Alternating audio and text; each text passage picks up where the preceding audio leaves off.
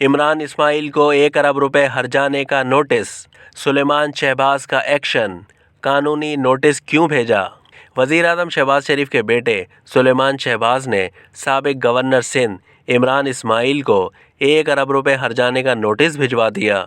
सुलेमान शहबाज की जानिब से भेजे गए कानूनी नोटिस में कहा गया है कि इमरान इस्माइल ने सोलर कॉन्ट्रैक्ट के हवाले से बेबुनियाद इल्ज़ामात लगाए।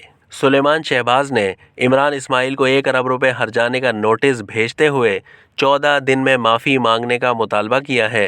नोटिस में कहा गया है कि अगर इमरान इस्माइल ने माफ़ी ना मांगी तो कानूनी कार्रवाई का हक रखता हूँ। इससे पहले शरीफ ग्रुप ऑफ कंपनीज़ की जानिब से भी कहा गया था कि इमरान इस्माइल का वज़ीर आज़म के बेटे सुलेमान शहबाज पर इल्ज़ाम बेबुनियाद है। साबिक गवर्नर सिंध ने शहबाज शरीफ के बेटे से माफ़ी ना मांगी तो कानूनी कार्रवाई की जाएगी।